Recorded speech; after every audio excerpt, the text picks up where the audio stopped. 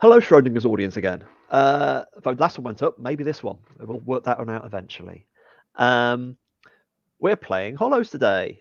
We've just talked previously, we set up design characters, been joined Powell here, and we are playing our first horrific delve into a full Hollow. We're playing as part of the Gauntlet community, playing under the community guidelines, rules, and we set up lines of veils, and we're playing under the X card and other checking in. This is not part of the intro. Breaks on the hour is my normal way of doing it, everybody. So you know that too, audience. And I just thought people could introduce themselves and their character briefly. Let's start with Sabine. Sabine, tell me about Dr. Rhyme, and also tell me which of your weapons you're most looking forward to using this session. Well, my name's Sabine. I use any pronouns, and I'm playing Dr. Rhyme, who uses they/them pronouns.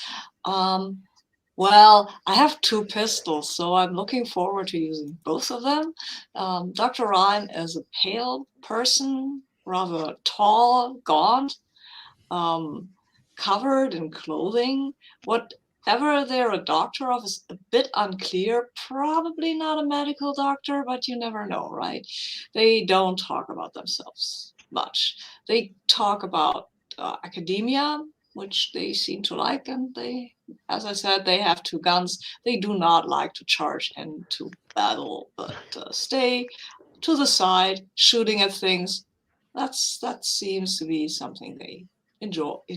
Probably not enjoy doing, but that they that is a position that they kind of drift into, if possible, because going toe to toe with a monster seems a bit gauche. I mean, it's sure fine for people with big weapons, but really, I mean, Come on. I mean, they may be monsters. They're also a bit arrogant, as you can maybe gather. Perfect. I mean, they're monsters, yes, but we can be gentle people here. Cardinal. Powell, tell us about the Cardinal. Hey, hello, I'm Pavel. I'm playing Cardinal Usher Bertram, who is wearing, I just looked up this word, who's wearing a full cassock, looking very priesty and all that. He's also looking very bulky because at least his friendly hunters know that he's wearing a heavy chainmail underneath the cassock. So he's like full priesty with his holy book and his lantern, and I guess he's a heretic, which means that he was probably banished for his beliefs or attempts to fight monsters or something like this.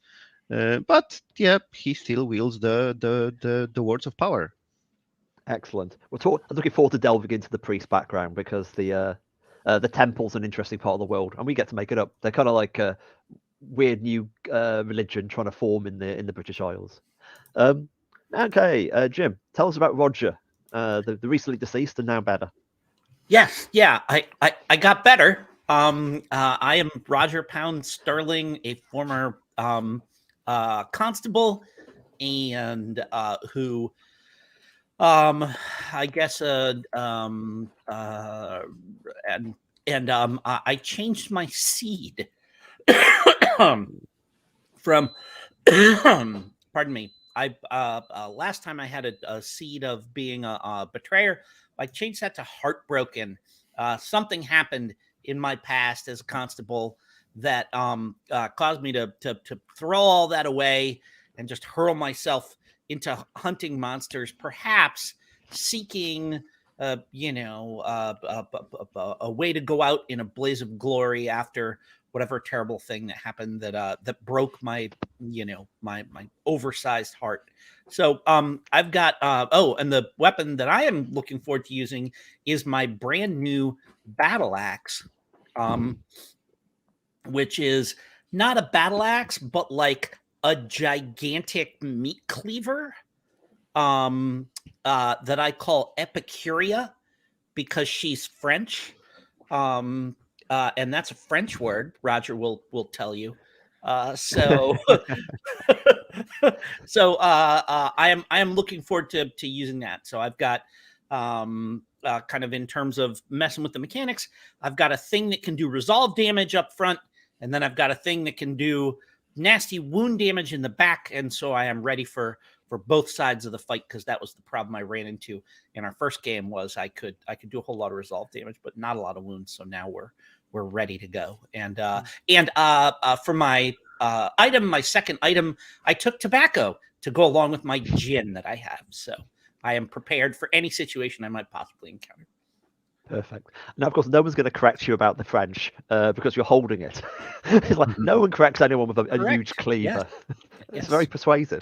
Mademoiselle Epicuria. Excellent. David, what about Sergeant Loxley? Yeah, hi, so I'm David, he, him pronouns, and yeah, I'm playing Sergeant Loxley, also uses he, him pronouns. Sergeant Loxley is quite tall and well-built man, kind of square-jawed, covered in stubble, wears an old, somewhat battered and weathered military uniform with some very well cared for boots. We now see he also has kind of a drab khaki rain poncho type affair that he's picked up. Also, having thrown his last grenade with some effect last time, I've gone for the lucky bullet this time as part of his hunt equipment. So we have, as before, he has his trusty infantry rifle, which is a kind of classic bolt-action rifle with all the sort of wood trimmings on it. The barrel looks well cared for, but rather than being kind of shiny and it's got that kind of slick, dull gunmetal look to it. Clearly well cared for, but not ostentatious, and kind of wrapped all around with sacking to kind of protect it. Also now he wears at his hip a short sword, more of a machete, really. Clearly the sort of blade that's designed more for hacking through undergrowth and barbed wire, with kind of a big, heavy handguard on it that's got sort of those studs in, so it can be used as a knuckle duster as well. Not an officer's sword, very much a tool rather than something more fancy. That's great. And that's our cast. I'm Kieran. I'm running Hollow. I'll be running Hollows. I also use he, him. Okay. Like the way the game tends to start is that they throw you in at the deep end. So like we can do a lot of stuff retroactively, because the way Hollows interact with the real world is most people can't see them, and it just basically warps and messes up the real world nearby.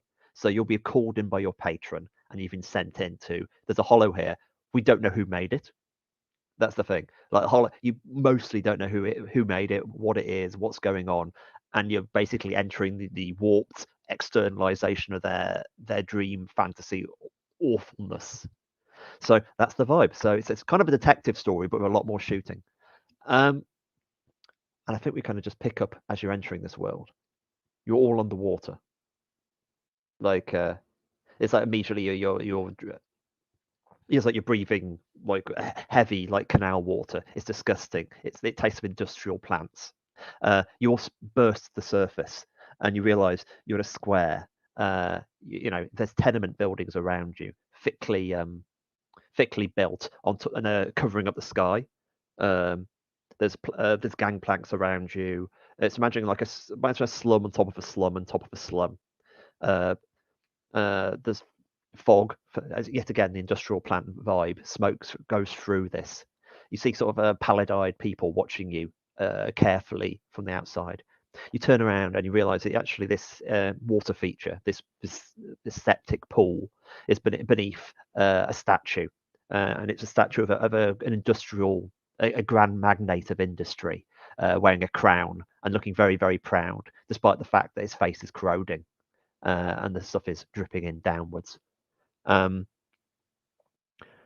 that's where you are. Sergeant Loxley, I reckon you probably came up. You're the military man in these parts. What's your immediate response to this sort of place? Have you seen anywhere like this? Does it remind you of anything? Yeah, absolutely. I think that the sergeant has had to put down some uprisings in very similar settings to this. Maybe not quite so nightmarish, or at least they probably weren't quite so nightmarish before he got there anyway. So I think this is familiar. I think kind of it's that sort of thing where his eyes, he sort of not exactly tenses up, but you can see his eyes immediately go onto alert, looking at the higher windows in buildings, checking to see sort of threats around, whilst his hands are automatically trying to just running a quick rag over the workings of his gun to ensure that all the nasty, we'll say, water that they've just come out of is cleaned out of it. Yeah, it slips off. I reckon I'm just I'm going to just definitely kind of. I gave you the vibe. The sort of the re-establishment is. They're sort of like the tenements go up, and also the tenements probably go down. That's the kind of the major sort of ways in. You can just about make up the sky. You got no idea what you could see if you could get all the way up there.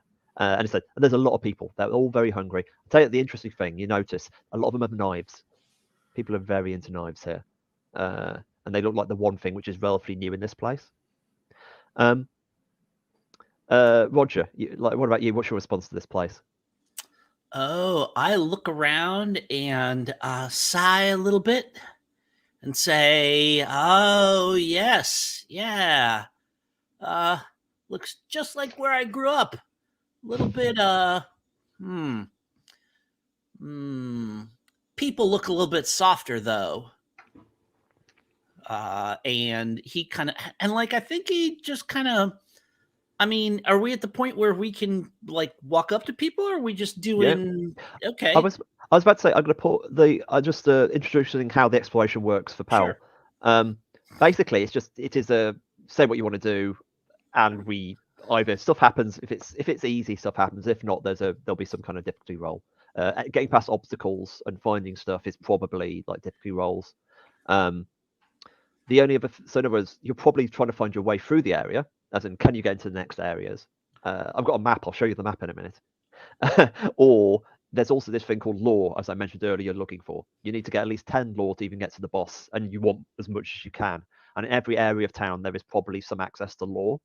So it was looking for lore on the way in terms of source more deliberately looking for information about the Hollow. So in this case, actually, I'll give you the first one for free. Just an example. As in, I highlighted the fact that if you got up high, you could probably see stuff. That's probably where the lore is. As in, you can check out the environment. So that's a mixture of trying to get further in and asking questions about the world. Cool. So Roger, yes, you can absolutely take lead here if you want to. Yeah. So I turn and I say to my friends, they're not much, just one or two, but don't let them mob you, because then you might be in trouble. And whatever you do, if one of them takes a kip, don't follow them down an alley, because that's when they'll do you. And I turn and I look at a couple of them that are kind of eyeing us, whatever, like running their thumbs along their knives or something. And I holler, "Hey, what are you lot looking at? Scarper!" And I'm just gonna try and bellow at them to get them to go running. And I'm gonna watch where they scatter to see if I can figure out like where are they going, where are they not going. Maybe learn a little bit about the lay of the land, about where they might be concentrated in. That seems good. Like that sounds like a role. So I think you're trying to intimidate them, which is actually strong. Yeah. So roll your strong. I'll say difficulty. Let's say difficulty 8, because I think this is pretty simple. Can you drop the dice roller into the? It's on the. Is it on the? It is. Keeper. It is. There it is. Got it. Okay, it's in with the. Cool. I got it. Here's Roger. And this is. I got no modifier. This is. I'm going to call this my make friends with the locals roll.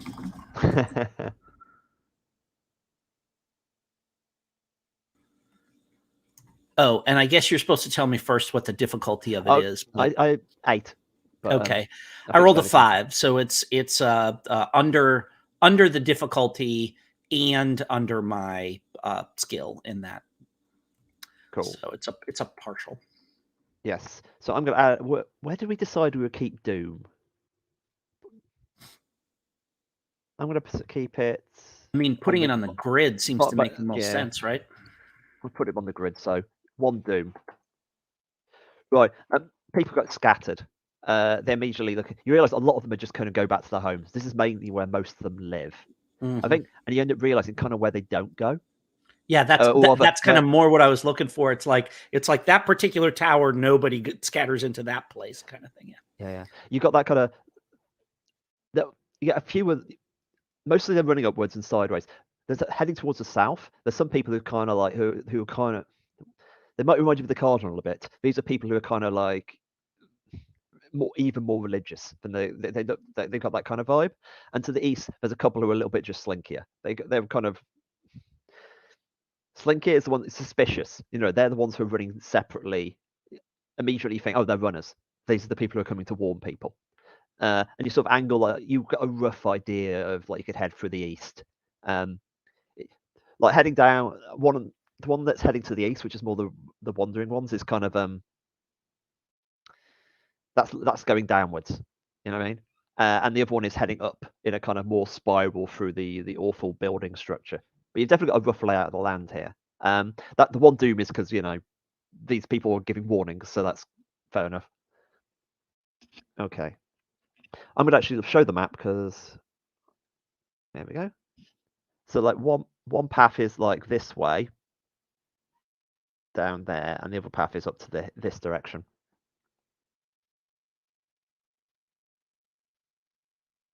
But I will hide the map again, and we'll come back to that later. Roger, do you tell the group what's going on? Oh yeah. Like I point at the ones going east, and I go, and I kind of point at them and I squint and I say, well, that lot's got something to hide. At the ones that are whatever, like clutching their crosses or something, I say, Vicar, maybe you can go make friends with them, to the Cardinal.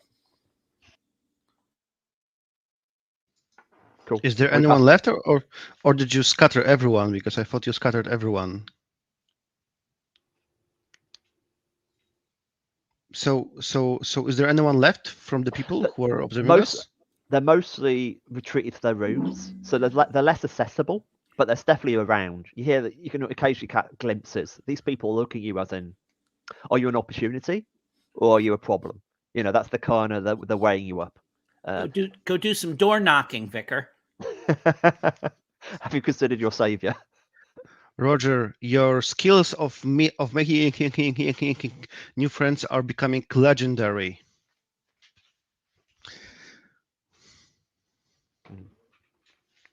Yes, I guess the cardinal will take his duffel bag and his pointy inquisitorial hat from it, because it was protected in this duffel bag from as we were going through the water, and in his cassock and inquisitorial hat, I will go around, knock on some houses, and say to people that the god bloodhounds have arrived, and we are to vanquish the wicked from this place. And I order them by the will of the god to tell us where are the wicked that we will vanquish. How would you describe it? Are you trying to intimidate them, or you're trying to like use something a bit what's the word? One of the other stats, says I unhelpfully. I'm totally hoping to be like priestly demanding, but still kind of like friendly. After all, we arrived. I'm not sure if those people are sort of saved when we like kill the Lord or deal with it or like close the hollow, kill the hollow. Are those people saved, or are they like, I don't know, dead anyway? It's a good question of who's alive here and who's real. Probably this is the creation of the person, so you kind of presume these are bits of their psyche. But in reality, this is a really good philosophical question, I think, for you and the doctor to chew over. Like, how real is anyone here? But the one thing you were told before going in time is different here. This could have been these people may have no memory of any other existence. Their children and their children's children may have lived in these tenements. Like Okay. this is a kind of a little perpetual motion hell machine. But anyway, the god Bloodhound has arrived to help them. So I'm hoping to make some friends here, and maybe someone will come and confess to me what's going on and where to go and who is who. That's fantastic. Look at your stats. I would reckon. Let's go. Let's say wise. Let's say like you're trying to get. I think your Baroque philosophy is kind of new to these people. I would say it's difficult. Let's say it's difficulty 10 because it's a bit tricky to get past this. But like, so roll d20 and you're aiming. Oh, that's one rule I haven't mentioned to anybody yet. You get to roll with advantage, as in 2 dice, and pick one, the best result you like, if you use any bits of your adventuring equipment, so exploration equipment. So in other words, if you can work out a justification, you get to roll 2 dice. In your case, you've got like finery and lanterns, and I think I would give you finery if you wanted at this point, because you're literally a fancy. How fancy are you? Yes, I'm super fancy. The armor is hidden. The book is here. I don't look like a threatening to them. I'm speaking of their savior, and I'm present myself as their possible savior. Cool. So difficulty 10, but I roll with advantage. Cool. I reckon if I take the 13, it will give me a full result because it's between 10 and 16. So correct. That's perfect. I reckon you get a knock on the door, and immediately the person they've got like 20 children beside them, and this person is immediately they start saying, "Don't send us my shift just finished. It can't be me." And then he realised that you're not who they were expecting, and it said, "Oh, can I touch the robe, sir?" of course, and kiss the ring. And they immediately, and all the children gather around and kiss the ring of the cardinal and start stroking. And it's like, I told you there were soft things in this world, not made here. Only iron is made here. Shh, no, don't dirty them. Don't dirty the cardinal. And they start explaining basically what the rough lay of the land, as in the buildings continue to the south. There's a lot of mourning people there. There's a lot of people dying. My dad died, and basically all my brothers and sisters are dead now. I come to think of it. They say quite a level of like British working class cheeriness in the complete depression. And to the east, of course, is the work. We got the factory. The red factory's got to keep on ticking over. We got to be productive. And it sort of tells you the way through it. So you've got like, okay. they give you a proper map to both of the areas. Is there anything particular you want to know about either? I guess I would ask if those are the common people. I would ask point me where can I find the first foreman that gives orders around here, because I assume that it will be the first enemy of ours or something like this. Yeah, it says just be careful with the rust. Be careful at the rust wolf. They say it helps productivity, but I'm not sure what a huge monstrous wolf throwing knives at us really is meant to do. Like, don't tell the overseers though. That didn't come from me. Of course. That's great. I'm gonna count that as the lore roll for this session, sort of this area, because you now know a bit of the lay of the land. And they also say that the most of all the Lord lives up on the castle at the far hill. So I'm going to do that bit of the map if I can do it properly, and call it up. Right. Basically, the factory is the area and this is the tenements over here, and over here is wherever the Lord lives. And actually, do you want to roll D3 plus 1 for the amount of lore you get?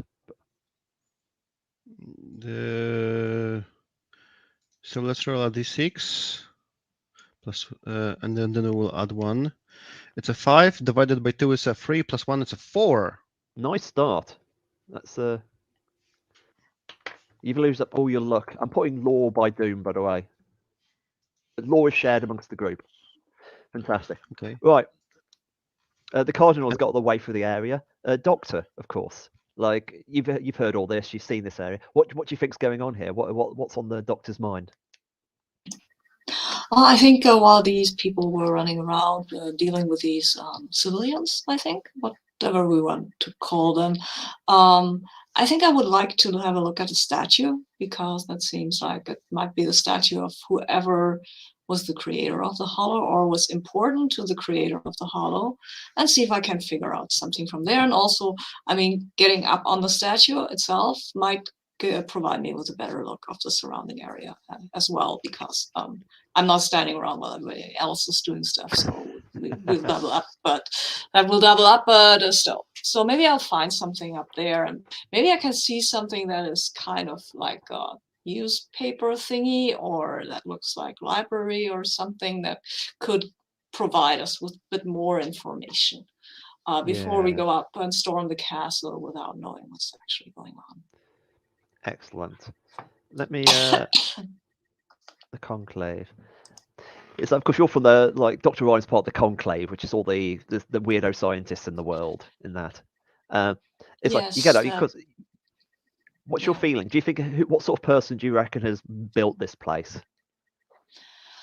What sort of person has probably someone, well, rich?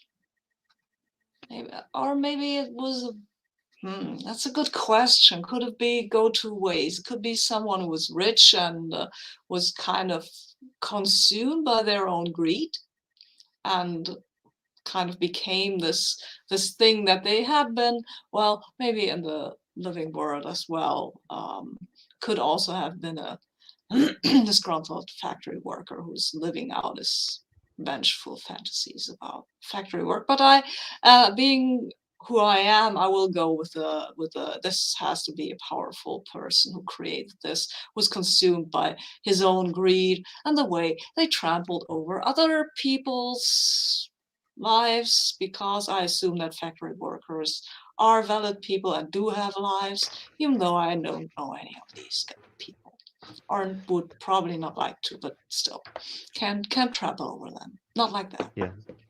You presume all the clothes come from somewhere and stuff, so these people definitely exist. Yes, well, they definitely. Oh, definitely. Yes, I remember some parental figure telling me about how our family always has had land and tenements and stuff like that, and that's how we made our money. But I won't dwell on that right now, because come on, this is not so nice.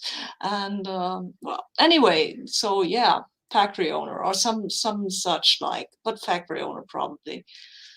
I'm going with that. That's great. Okay, you think of this as you clamber up, and you realize you get closer. You go, maybe you could have mistaken, because you've studied society. You know a bit. Roger Poundstone will probably know a few as well, but you know these people, and you can't make out the face is so dissolved you can't make it. Like whatever was there is long gone. But you definitely get the kind of thing that you probably, when you find out, you'll recognize them, and you start thinking, well, who's disappeared from society recently. And that's definitely interesting. Yeah. Also, these statues, they always have plaques, right, telling you who these people were or are supposed to be. Because why would you want to have a statue of yourself if it doesn't tell people who you are? Yeah. And so you find the plaque, and scrawled in, and it's unreadable, but scrawled into it with a knife, Sky is murderer, written in jagged font. So at least you know what one person thinks it is. And from up there, you definitely kind of confirm what the Cardinal has discovered about the layout. You sort of definitely spot the route heading down towards the factory. In some ways, that's the most trodden path. Like you can see from up there, you see it sort of funnel down, because that's where all the people go. It's the one route that everyone needs.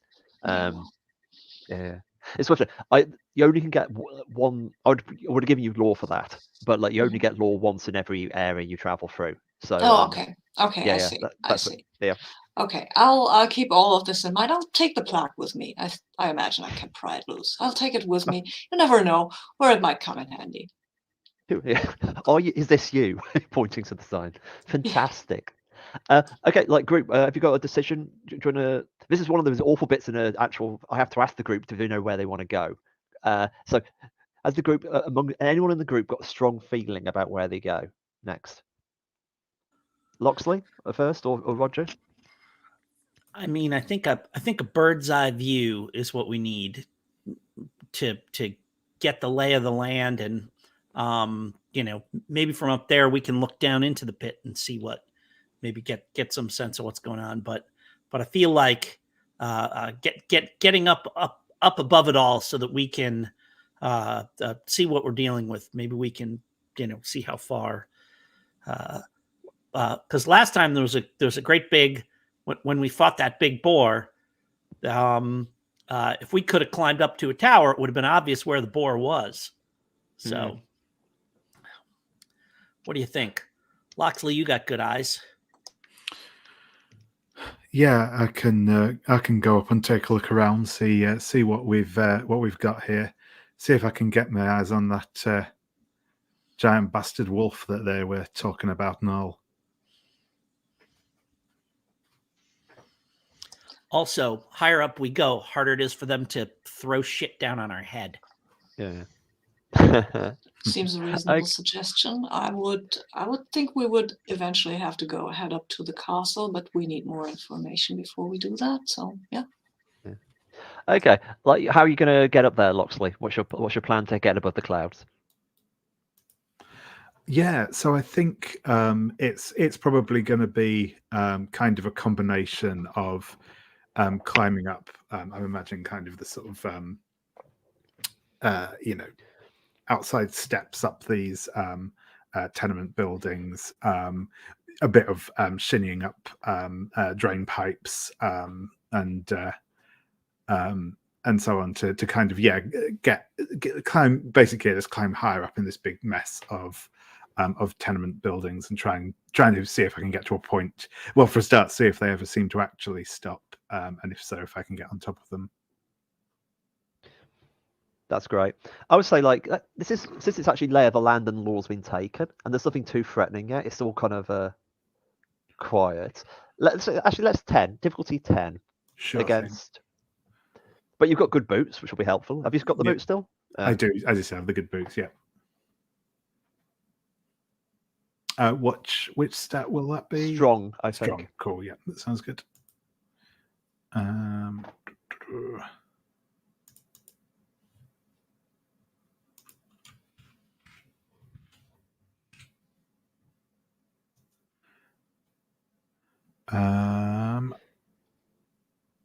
I will take an 8, so that's a partial. Yes. Okay, let's. I'll mark Doom in a second before I forget. Okay, you make your way up there, and it's like there's two. So basically, to the south is where it gets higher, and to the west it goes lower. And the more you see, basically, you've got to kind of climb the south flank to get more of it. Let's. Sorry. Anytime I do a screen, let's see this. Okay, that's good. Basically, if you get high enough, you do manage to make out the rough shape of the valley you're in. And there's a river running across the middle bit. Across the right there, you can see a kind of wall of some kind of structure, so you can't see past that. And there's other stuff down here on the approach. It seems to become more rich and genteel down in this area. This area is all the kind of the larger tenements. It kind of you're kind of hanging off this area here to sort of see it. The factory has got some wasteland over here to the south of it. Sorry, the really creepy thing is it's from here it's almost like a Christmas tree made of railway girders. It's some enormous edifice near the Red Factory. And maybe from this bit, you see something awful. There's like bodies strewn around in the distance between the factory and this area to the north. That seems, shall we say, sinister.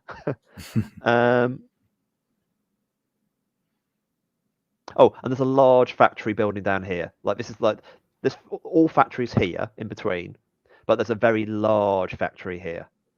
Like that's kind of the largest of anything. You can't imagine whatever that is housing. And I think that's basically the lay of the land. I reckon the doom is just because, since you're kind of taking your time here, people are kind of getting, word is spreading. Yeah. And you hear a sort of factory, there's a loud bell whistle that blows up. That's kind of like a shift change. And you hear like yelping in the back distance of like, they sound like hounds, or are you sure they're hounds? Whatever they are, you know, it's worrying. Can I hide the map again, or? Cool. Right, you make your way down. Choice of direction. Now you've chewed this over, Cardinal and Doctor. Let's go west. Seems like a good idea. I mean, wait, west, east. East. East, yeah, I East. think yes. West. Okay. Yes. I mean, that way, this red factory. Sorry. Do we want to actually look at the factory? I feel that, yeah, maybe we'll find information there. I would like to head up the mountain, the hill, and cross that railway thing or river. It's a river, right? And cross that river. It's a river, yes. It's a river. I would like to cross that river as soon as possible, because I feel that while searching for information is very important, we might also expose ourselves to the other opposition gathering information about us. Cool. So I draw the press on. Okay. Heading to the east then? Is that broadly into the factory heading east as opposed to south? But okay. Yeah. We'll hard cut here to you heading down. So I'm just checking the time. Yeah. Okay. You head up downwards, and it sort of curls into this. You see like a broken bracken. Like maybe there used to be forests here at some point. You can always see like the remains of stuff, but factories have been dropped over it. And you realise what this factory is. It's a knife factory. And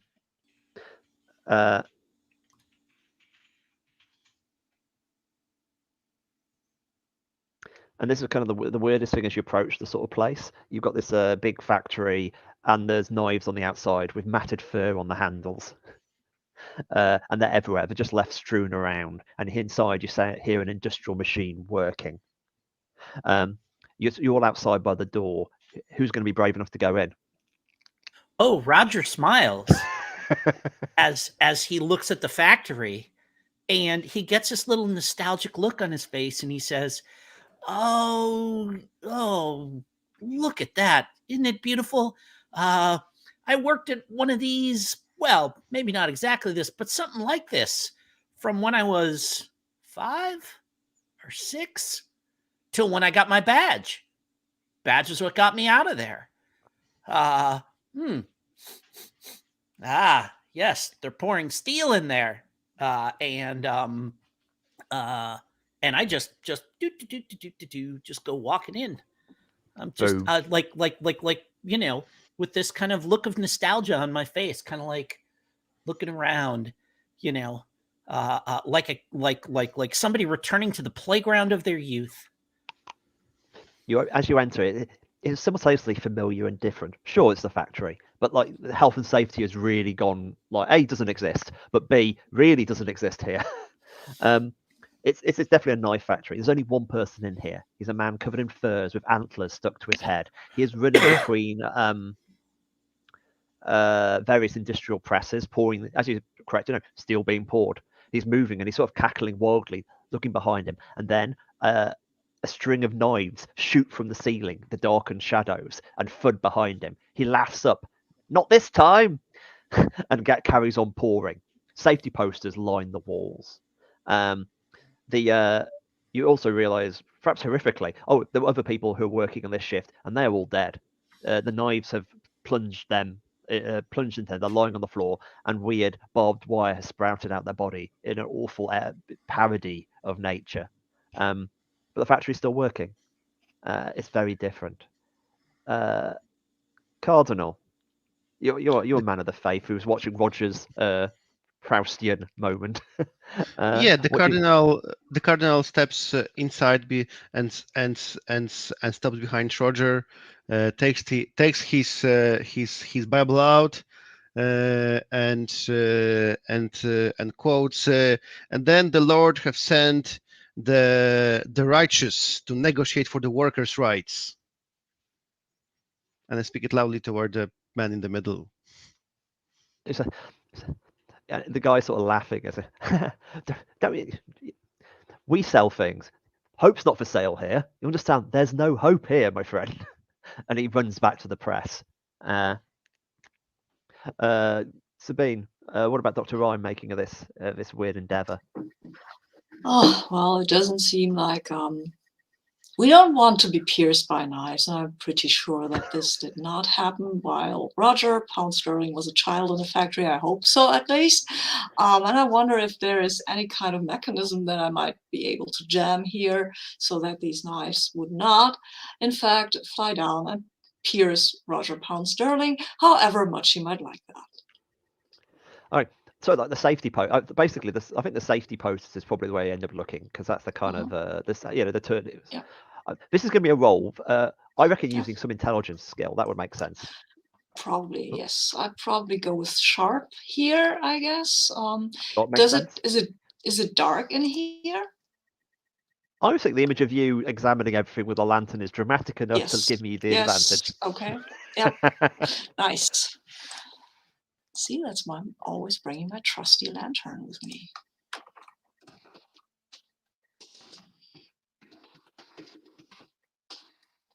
Oh, sorry. And what's my target here? Or do I just want to roll under my sharp? I would say your difficulty is 10 actually in this, because it's not really. Okay. The problem is not necessarily looking at the posters. The problem is related to looking at the posters. Okay. Let's see how that goes. Well, I've got a 1 and an 18, so 1. I think I'm Okay, under the 10 at least. Yes, so it's a mixed success. I forgot to add Mhm. Doom last time. Let me take you to free Or Doom. Doom 3, right? Yeah. Yes. Okay. Immediately you get to the light covers the posters, and you sort of realize, oh, there's not really a thing you could turn on here. The danger isn't the knives. It's not the factory itself. It's something called the Mhm. Rust Wolf. And it's got the kind of like, you see the stylized enormous. Maybe it was once a wolf, and now it's mainly corroded metal. And it's image of one of them throwing knives at like passing workers. And it's got the legend: if you want to get paid, don't get caught on the blades. And you realize something is creeping and stalking, and it's deliberately a monster here acting. You get D3 plus 1, sorry, just D3 law for that. Okay. So yeah, it's not the thing you can turn D3. off. The only way to turn off the danger here is, well, what you came here to do, okay. really. Okay.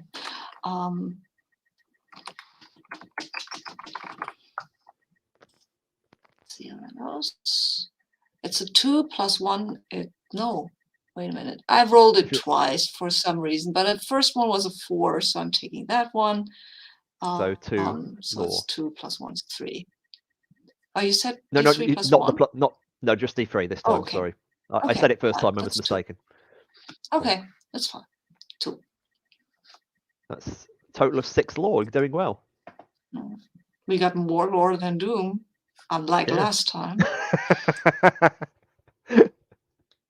Excellent. Right, you sort of realised. You literally realised what the problem is now. Loxley, what are you thinking here? Yeah, I think knowing that this is somewhere that seems to be targeted by the Rust Wolf, I think that Loxley is going to start looking around for signs or tracks that this of where this wolf might be, to see if we can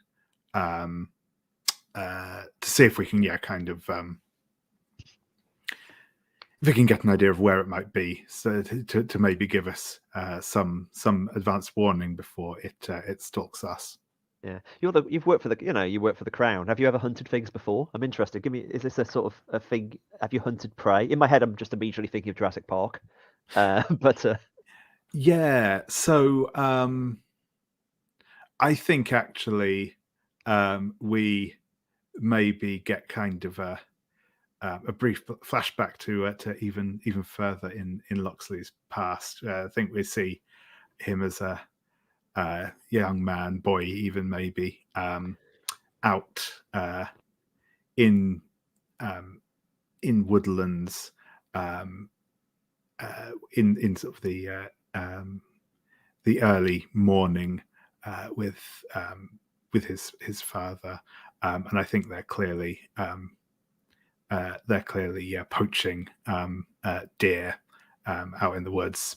And I think we kind of flashback to again sort of a similar sign, but kind of here amongst all the towering crates and stuff in the factory, he's kind of looking between them and trying to get a pick up the trail of this rust wolf. That's perfect. Difficult TN8 against sharp, I think. Sure thing.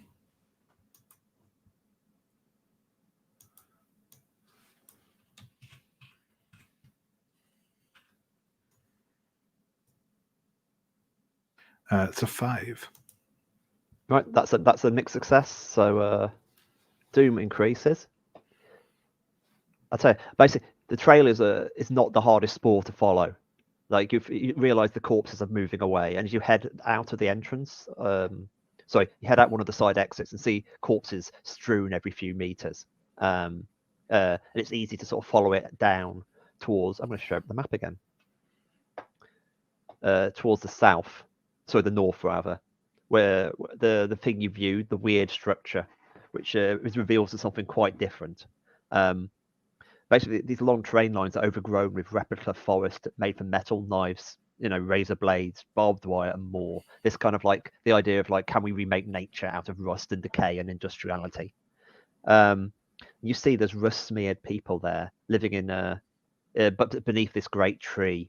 They are chanting. You sort of make out they're chanting, "Wolf deliverers, please, please, pick me next, pick me. Do not save me from your blades. I am worthy. Please." And let's carry on this desperation here. I think that people. I'm going to I'm hard cutting a little in terms of like moving people along because I think that's kind of what the game wants you to do. But all 4 of you sort of see this pretty pathetic, awful scene. And to the heretic himself, the cardinal must have strong feelings here. What are you thinking? What are you going to do? I'm slightly confused, to be honest. Sorry. Just go to someone else. I will follow along. Yeah, cool. Basically, beside the factory, there's an awful idea for like nature made of metal and rust. In it, there's like what appears to be cultists. We're going to call them the prey. They're the people. They're preying, if you will. They want to be predated upon by the rust wolf. Yes, Dr. Rhyme, your wounds do reset. Everything resets.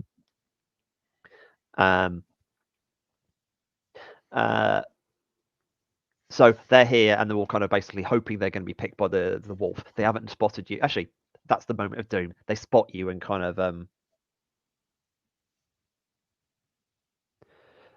they spot you and sort of realize that. Sorry, my brain's falling apart. They sort of realize, oh no, maybe you'll take them instead. And the prey are starting to approach you as a group and trying to basically realize maybe you'll be a suitable witness. But you're aware that this is kind of has the vibe of the Rust Wolf's holy ground. It's going to be around here somewhere. Anyone want to take immediate action, or who would take? I'm sorry, Loxley's at the front, so your response to these people approaching you.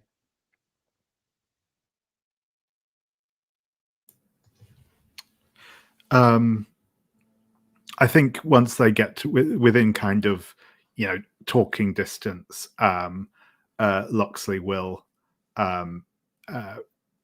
raise the rifle to his shoulder, not kind of aiming it directly at them, but he'll say,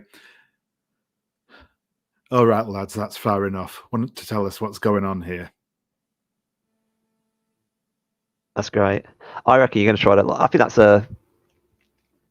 that's an intimidating kind of thing. Difficulty 10 for that one, I reckon. And I reckon that's hard actually as well.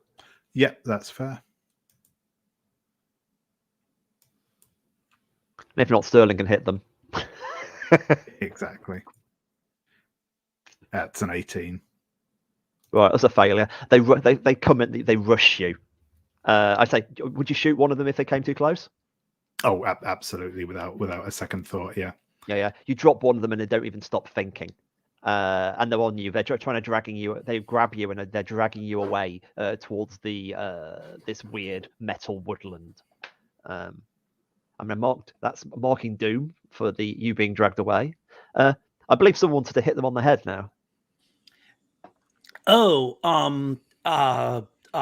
Roger, like they swarm around Loxley, and Roger hollers, "The reason the wolf isn't coming is because you haven't left out anything that he wants.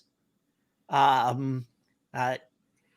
going to need to smell of blood before his attention is on you." And so I just wade in, and and I just like chop a couple of arms off. That'll get their attention, I feel. Like Cleaver comes out and say, "You want to feed the wolf? Here's something to feed it with." Grab somebody by the wrist and just ka-chung, kind of wave their arm in the air to, "Hey, Wolfie, Wolfie." Marvelous. It certainly frees Loxley and also attracts the wolf. I reckon difficulty 10 because you're piling in, but like this is a pretty useful mode. So that's difficulty 10 against strength. Okay.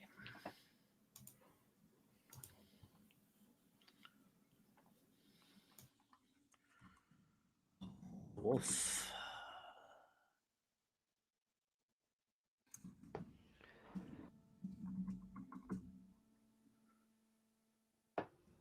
No. Yep. That is an 11, which is between the difficulty and my strength, which is 15. That's brilliant. Good work. A rare, full success on not advantage. But like, I think you've described what you've done. Exactly that happens. They scatter because they've kind of realised you're a bit more powerful than you are. And God damn you, it works. There's an awful and they're running, and I'm like, "Where are you going? I thought you wanted the wolf." Yes. I'm right here. And there's a huge metallic howl, this midnight awful scream of like. I mean, you guys are like 100 years before the invention of industrial metal or the industrial noisescape, but that's that kind of sound that's coming out of the wolf, and it's this enormous creature. It's everything you would think it would be. It's the weird rusty furry pelt and the knives coming out of it everywhere. In fact, let me get this up.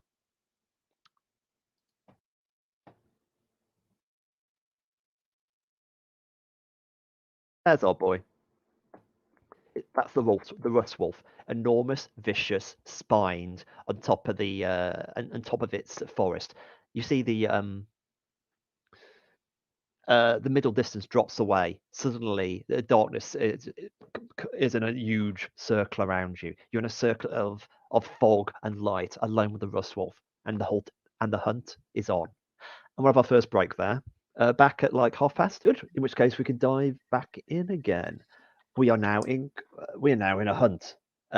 Basically, we get a chance to spend law stuff now, if you like, and I get a chance to spend Bane stuff now. Has anyone got any strong feelings about spending law? As in, if you want to see the list of stuff, I put that on the rule sheet.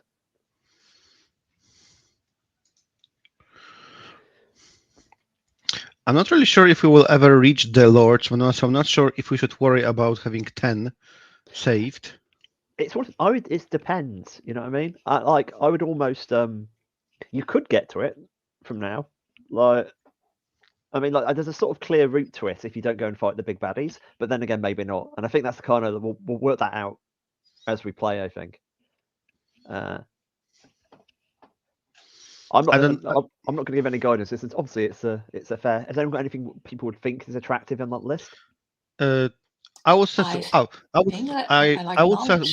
in the open sounds cool because that's basically what Roger did.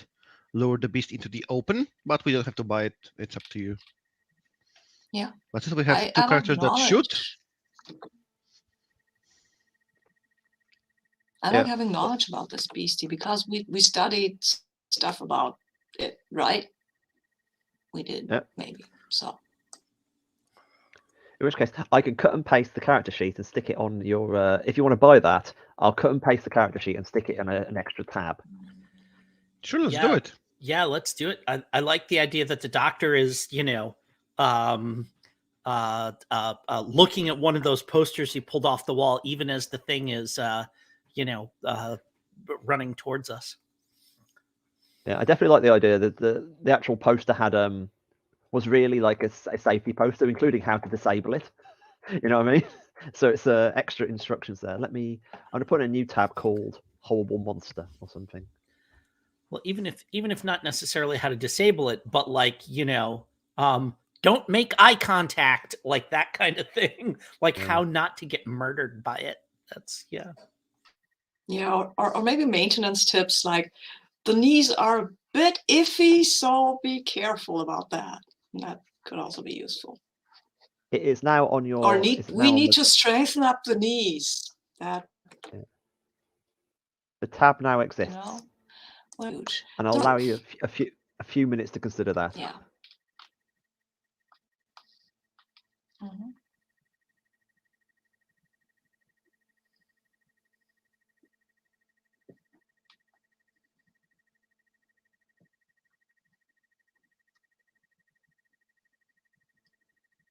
Ooh. Sorry, I just realised I was on mute. Shall we hang on to the other 3 lore just so we on the off chance that we manage to get enough next time to take on the boss?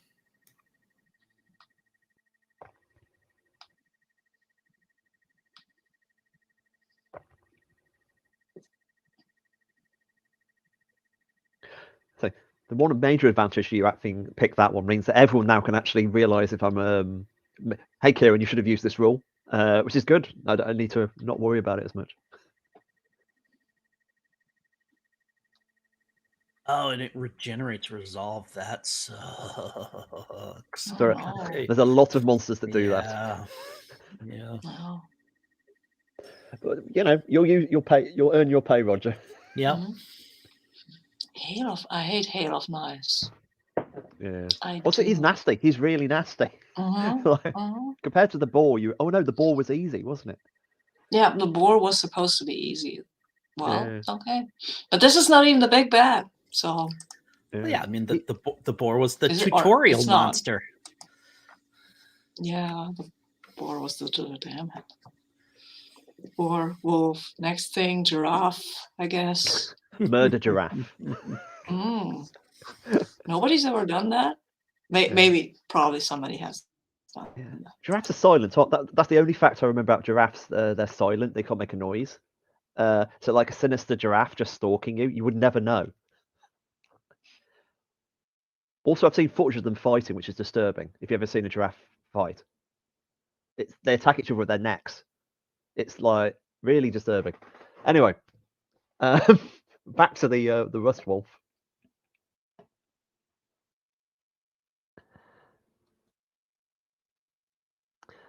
The way combat starts, by the way, is you just roll d20 and try to get beneath your quick. You're quick or below, and the people who roll quick or below go before the monster. People who roll above your quick go after the monster.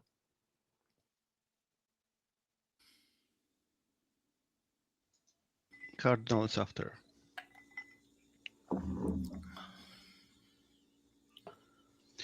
Also, a question: what does this? Because one of our maneuvers let us focus. What does? And I can give someone focus. What is actual focus? Focus is basically you can choose to, it's a tag it's a resource you spend to make your next roll with advantage. So as if you focus, so it could be a defense roll or attack roll, but it's a good all-purpose one. But as I thought. Is there any advantage for rolling on your stat exactly in initiative system?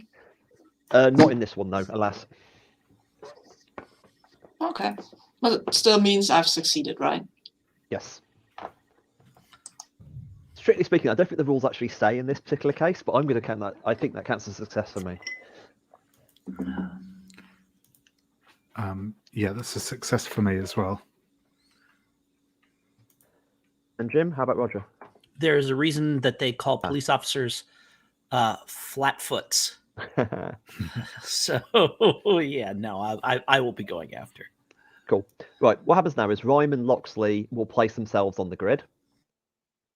They can be anywhere they want. And knowing Rhyme and Loxley, they'll be at the back.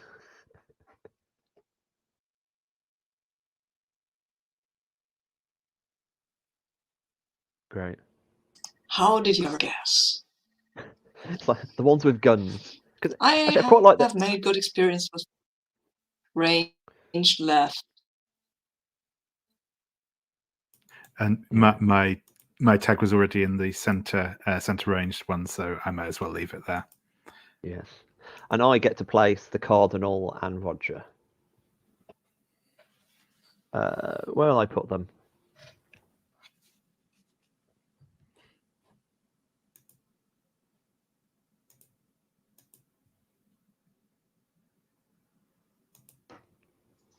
I just want to say that I give benefits to people who are in the same area as me. So if you are spread out, it's harder for me to help you out. Yeah. Well, I'm going to put, weirdly, I'm going to put the Cardinal here. And I'm going to put Sergeant here. You mean Roger? Yeah, I'm sorry. Yeah, sorry. I got that wrong. Sorry. No, got it wrong again. There we go. Right. Just to establish the fiction. What's it? It's sort of jump forward, and then Roger's at the front, and it's crashed down in front of Roger, and everyone else is at the back. I think Doctor's on the right, Okay. left. So we Yes, should... yeah, Can I yeah. go to range left? Oh, Doctor or- wasn't. Oh, sorry. sorry. I Yeah. thought you were going to be in the Yeah. same area. Apologise. No, I Sorry. don't play well with status. Cool. I mentioned actually, Loxley. Do you want to talk about your special ability, by the way? Oh yes, so I have I have a I also actually I have an ability that combos quite nicely with the Cardinal, but I can if I guard on my turn, again, anyone who's in the same area as me gets to focus for free.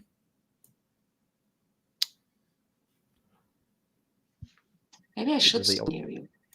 Yeah. But that's why I presumed you'd be in the area, just for that kind of the synergy there. Oh yeah, I think then I'll stay there. I'll stay there. I'm sure you'll be moved around a bunch when I start chasing you around anyway. And luckily, I combo with Roger, with Sergeant, because I give everyone allies in my area have a terrain tag cover, so that boosts Sergeant. And the cover, whenever you guard, you restore +1 resolve. And if someone destroys my tag, I'm not sure how, I'm exposed. So yeah, you have a cover. So let's mark it on the grid. Is it like somehow marked? Sergeant Loxley should be like. I think it's. Oh, I don't think there's we can put it on the. I don't think we can put it on the grid in that way. But just Yeah, I'm looking at the below, but there is no like cover tag. there is. Just put it into chat, and then we've got it to the side, and we can see that that's a thing that we can can do. If you just kind of, when it changes, just change it in the chat, and whatever the most recent thing we see in chat, then we'll know that's what's going on with it. Does that mean that we are covered? There is no terrain Basically, tag that is covered and has some. It means you can cover behind me because I'm standing probably in front of you. Yeah, Yeah. or just drop it into like all of the areas have a little notes area there. So just type it into the notes section on the grid that you're in. Yeah. Okay. And then we'll know because it'll be right next to it. Yeah. Basically, yeah, it's a game. I need to get to the description of it, so give me time. Yeah. Oh no, you hit these 2 tabs, which I could copy those from. So I'll I will bring 'em. type it manually. I'll unhide them quickly. No, I will like to type it. I will copy this from the book. Maybe it will be faster. Yeah. Okay. Nice. I was going to add it as a tag, as in cover. Oh, it's in there now. Whoever, good work, David, or whoever did it. No.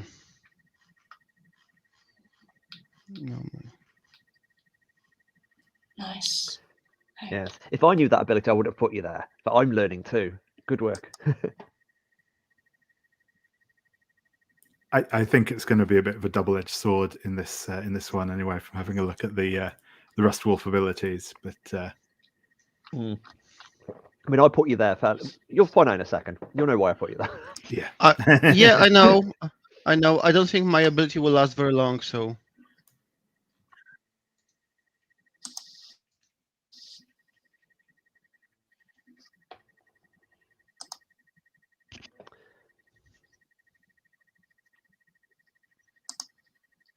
Right. In which case,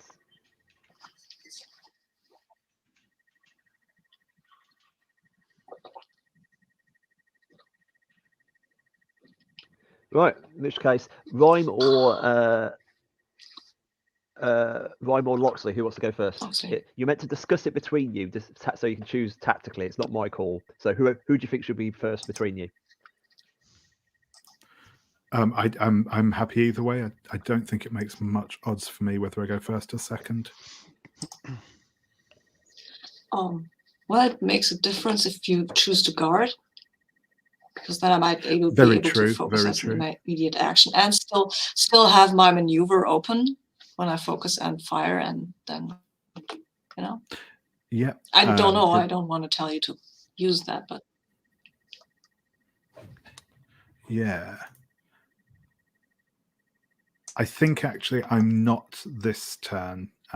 So yeah, I can go first anyway though. But yeah, I think I won't this turn just because I haven't taken any resolve damage yet.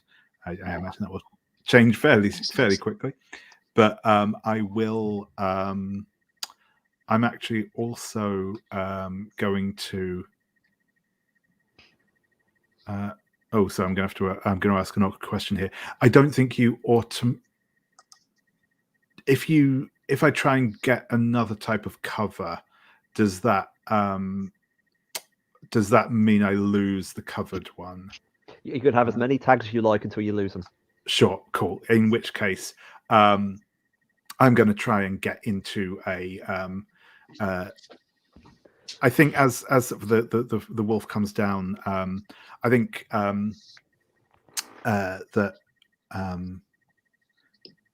I'm going to start kind of climbing up one of these twisted metal girder branch things to try and get a good firing position on the wolf. That's right. So I will make a. I believe it's strength, isn't it? It is, yeah, for that one. That's a 3, so that's a. That's a success. Yeah, it's a success because there's not a TN for it, is there? It's just. Cool. So I will add my tag, and then and once I've got onto up onto the girder, I'm going to aim down the barrel of the rifle at the wolf as it's kind of advancing on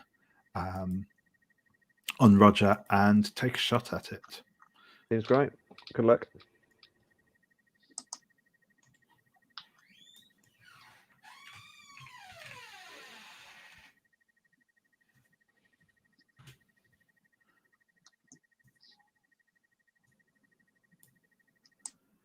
However, that is a miss. With a 20 and a 17 there. That is some depressing. I would get to do an interrupt now, but there's no threat on the board, so I can't. Yet. Though I do I do. Do I get a threat on me though for missing? Oh, you do. I forgot that Yeah. rule. Congratulations. Thank you. I don't know the ordering of it, but I assume it's the way that makes it worse for the Yeah. person acting. Yeah. I'm just gonna. Yeah. That's the problem with missing, isn't it? Rules, eh? In case, I'm just gonna add a threat to you, and I'm not gonna spend it. I'm gonna leave it there. Sabine.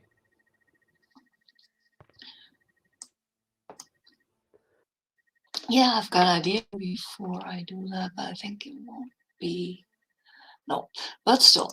You know what? I think for the first round, I think I'm just gonna unload my little what's it called? My little automatic pistol at it.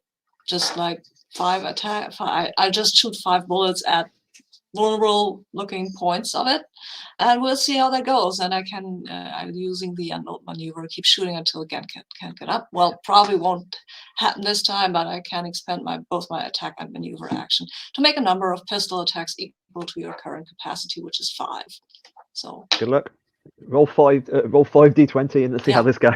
I roll 5. Against sharp. Yeah. Oh well. Yep. Let's see how this goes. Yeah, probably not very well, but you never know. Okay, yeah, there are 4 successes here and 1 failure. And one of the successes is a critical. Congratulations, that's good. So you're down to 0 capacity. Well, I mean, Oh, and it's like yeah, actually, that's a really good question. 1 second. I am down to 0 capacity. Yeah. It's 1/1. It doesn't do a lot of damage, but yeah. Would you like your 15 to be a wound or a resolve? Oh, a wound. A wound. Now let's hurt this thing.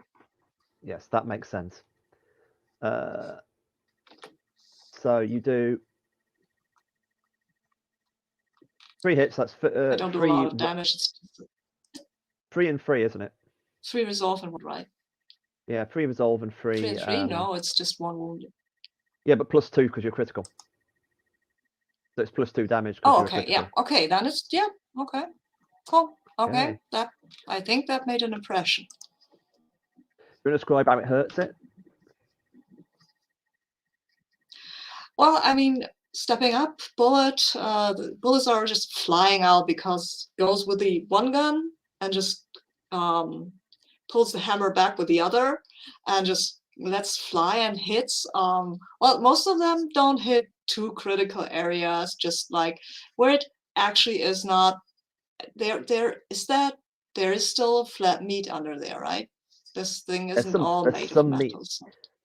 There's something that's meaty in there, but there's a lot of clanging. So I think most of them are just hitting the metal and dinging it and causing some joints to go a bit wonky.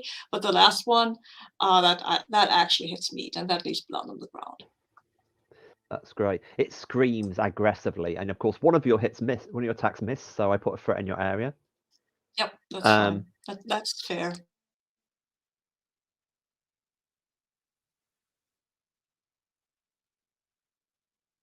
No, and I'm not going to spend it. I'm going to stick with this and see what happens here. Then it's the monster's turn. I get to add like 1 action, 1 maneuver in any order. However, I've got a special treacherous ground. At the start of the entity's turn, all characters in areas that contain threat or have a train tag suffer 1 resolved. It's only 1. I should have done it. Doesn't matter. So everyone in that area suffers 1 resolved damage. And I picture that as like it's starting to throw just knives out of its body, and they go everywhere. And this is more like covering fire, so it's kind of like you're unstable. It's kind of disrupting you. It skims over Roger's head. Like, yeah, my mistake there is I should have I should have used 1 threat as opposed to I only needed 1. In fact, I didn't need to use any. Now I think about it, because there's train tags. GMs.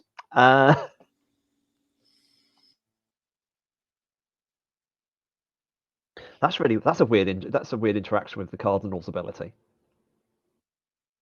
Anyway, his action will be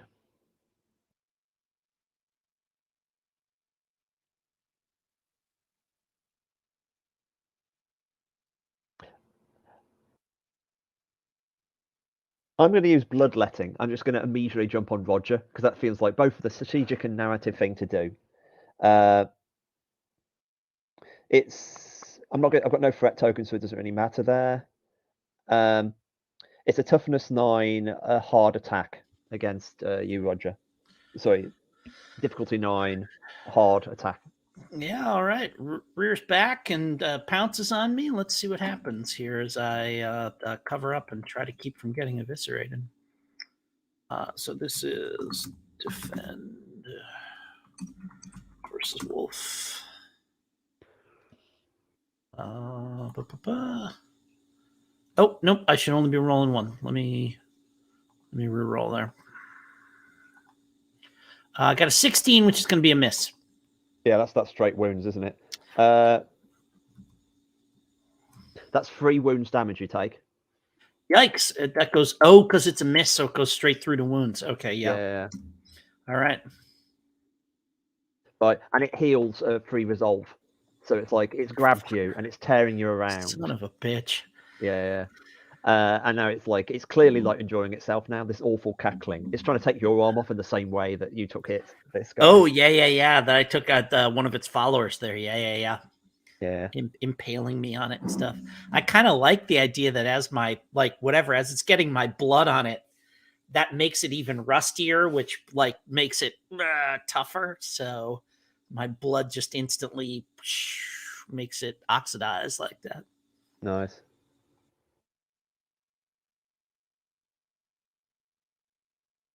Oh, my maneuvers aren't great. Irrelevant here. I'll tell you what. I'm going to use. I'm going to use law, which is basically allows me to move one character to any area that contains less threat than the current one, and I'm going to move Cardinal to front. So I'll just move him there.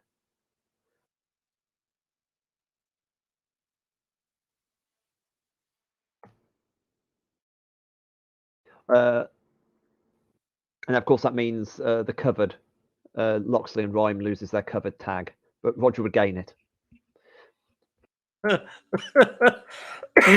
Just in time for the attack to have already happened. Fantastic. Yeah. Cardinal, how did he lure you in then?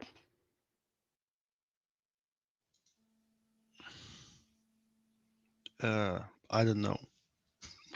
Perhaps how do you like Roger's been savage? Do you like? Are you attracted to that, or are you trying to? Would that be something you might say to be saving it, or? I think Cardinal has this book of lore and is looking to learn all he can about the monsters. And right now, as he's ravaging monsters, Cardinal can take a good look from the close range at it. What a magnificent specimen! Yes. Oh, it's feeding. Excellent. Oh, interesting. Brilliant. Okay, its turn ends, and I put down 4 threat. Because that's how my threats per round. I'm going to put 2 in here, 1 in here, 1 in here, and go. Roger or Cardinal, who wants to go first? So Pavel, let's look at let's have a little discussion about this. So I've got a net, a weighted net that I can huck at this thing and remove threat from the board, but I'm wondering if I should use that, because if I do that, I can take the threat off of the Doctor and Loxley and take the heat off of them so that they can just they can fire away, or I can take it off of us. I would wait for it because it removes 3. I'm not sure how much threat 2 is a problem. I suggest I will attack first. I suggest I will attack first because then I can focus you.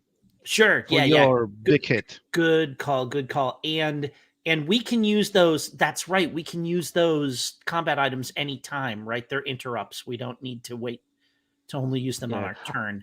Okay. Good call. Thank you. Yes. I was looking at it thinking that it was a thing I had to use on my own turn. So good. That's good. So we don't, I know that mine is immediate, but I think your one needs your maneuver. Use one of the items. I think you need to Yeah. use a maneuver. Use activated piece of Yeah. hunt equipment as maneuver. Actually, yeah, Oh, use as a okay. maneuver. Okay. Oh, you know what? The badge that I used to have triggered like when I got hit, so it was a Yeah. little different. But okay. Yeah, my So I book wouldn't has need to this use like that as maneuver. immediate. Okay, so then what? But I'm happy to wait until there's a little more threat on the board, or have you go. Yeah. But you going first to give me the focus sounds like the right way to go. Yeah. I mean, But if I it's got a max succeed threat on... of yeah, but it's got a max threat of 12. Makes you think you can probably afford. Yeah, there's gonna be Yes. threat everywhere here. Yeah. Surely, Mhm. Mhm. this guy's a monster. Yes, so as Wait until someone's Cardinal... really in trouble. Yeah. So as Cardinal is done watching as as Roger is being ravaged by the beast, he pulls his book, and he says, "The Lord created us to deal with the monsters like you are. I'm branding you to be killed."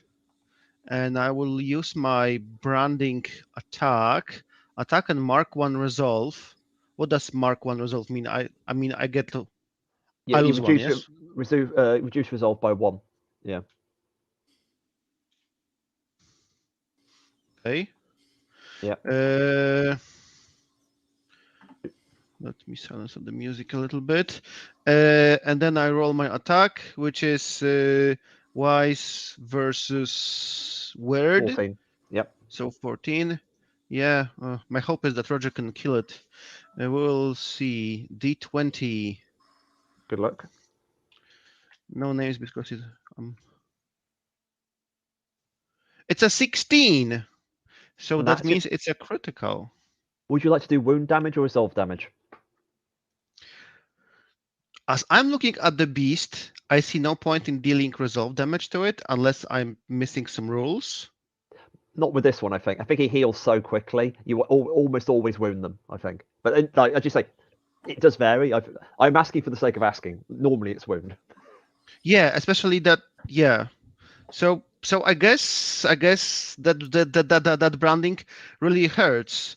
So my base damage is like 2 for wounds. It's like +2 for critical. You said. Yeah, so it's 4 wounds. Yeah. Yeah. And in addition to this, if the attack hits an ally or you in your or adjacent area can focus as an immediate action. So I would shout, "Roger, give it back what it gave to you." Yeah. And I still have my maneuver.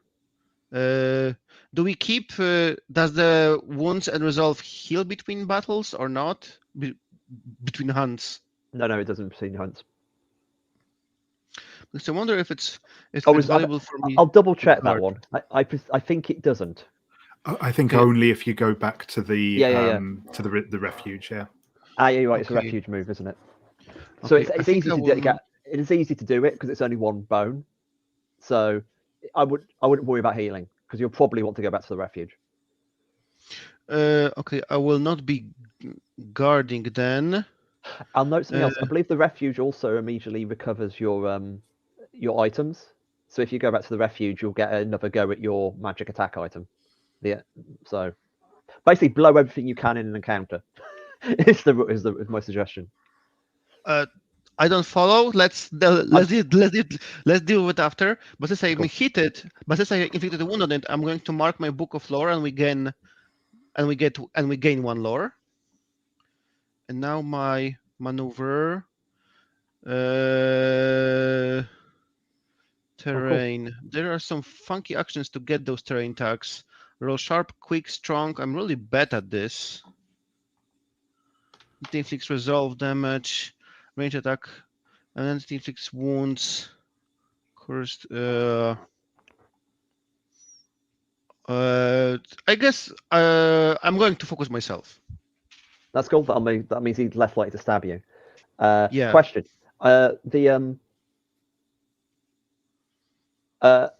You've gained lore. What sort of you learned from the Rust Wolf? You know.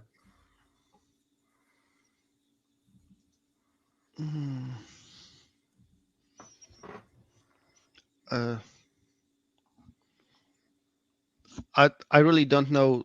I really don't have a good feeling about the game lore to invent this stuff. I'm just like not really well versed in this kind of like. Oh no, the law Stories. is like a page, and the law is about a page and a half. So you've got a kind of we have a broad mandate to make stuff up. I think. Yeah, I think it's. I'm always just like, why is the cardinal interested in monsters? I guess what does the cardinal find interesting? So I think Cardinal wants to learn about them to be able to vanquish them easier. And the thing about this one, maybe that flesh can be melded with a machine, because you said that there is some flesh left on this beast. So I guess Yeah. the thing that the Cardinal learns is that a flesh can be melded with the metal, and it somehow works and coexists. that's great. It makes you definitely think about manufacturing. There's a lot. You realise whoever was involved here must have been a manufacturer. That kind of. I mean, you know that anyway. Yeah. But the obscenity of what is happening here.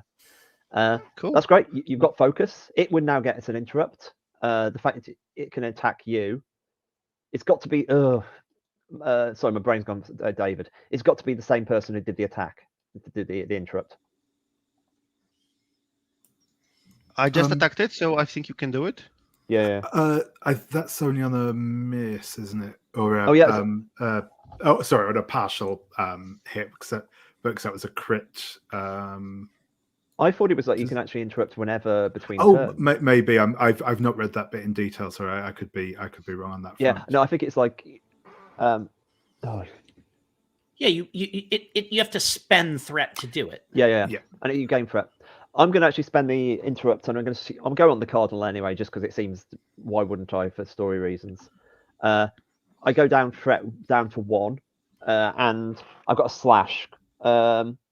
Difficulty 10, cardinal, against your hard. Is my focus automatically used right now, or can I like keep it? You can keep it if you like, but you can choose. Do we have a place to mark that we are focused somewhere? No, not so far anyway. Okay. Let's keep the focus. Let's roll. So I'm rolling hard, yes? Yes. Are you using the focus?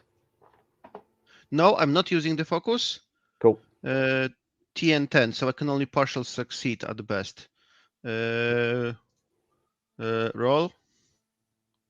I believe a It's a critical. A critical would always work. Okay. But I you got a 4, so I have a partial. Cool. You take 1 resolve damage. Oh my god, I'm almost broken. I'm not sure what happens when I'm out of resolve, but I have 1 left. When you resolve, it means you feel bad about yourself mainly, and then you start taking all attacks become wounding attacks. Okay, that makes sense. Cool. Like again, it's just a flurry of blows that's kind of trying to chase you down in that way. That's fantastic, and it's Roger's go next. Okay, so just real quick, like at the player level, I added a focused tag to our list of tags on characters. Oh, thank you. You can pop in and put focus down there. It's dark purple, so it's a different color from the others.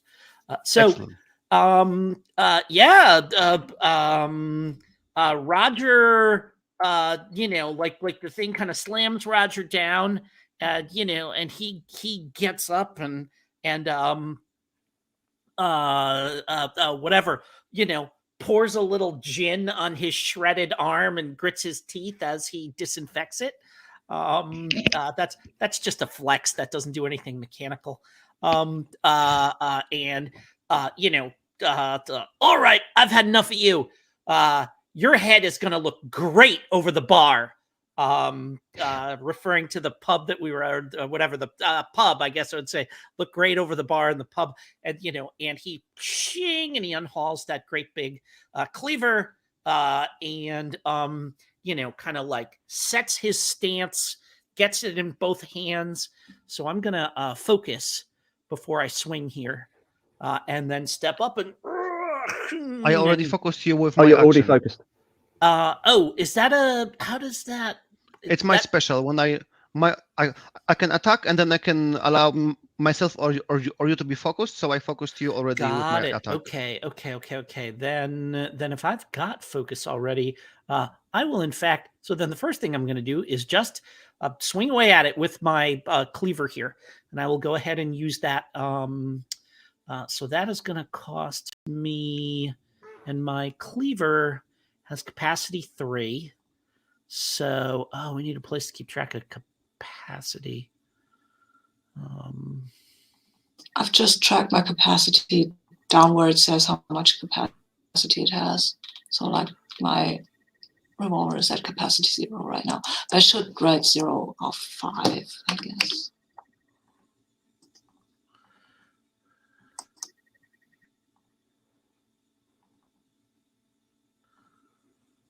Okay, so that's going to put me from 3 down to 2. Anyways, it cost me 1. This thing is so big and heavy that it just tires me out every time I take a swing with it. So I will go ahead and do that. So I'm rolling with advantage here. I'm going to call this hungry like the wolf, and I'm in front. And I'm close, so I'm rolling with strong here to swing away with my with weapon 2. Attack with strong at close. That's what I'm doing. Good luck. And so let's see. Here, boom. Oh, so it's a partial. Ah, damn. I was thinking that this would be an amazingly quick takedown. I would have applauded you. Yeah, it would have been awesome. But, but alas. Alas, the dice are against us. Right, partial. So you do, what's your resolve damage? I think for this, it's only 2. Right, down to 8.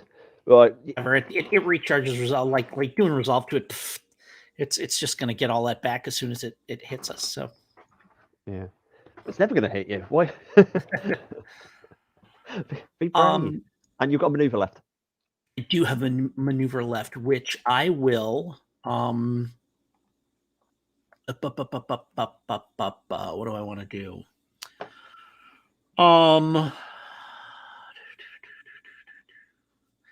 Let me make sure. Let me look at my list of maneuvers here.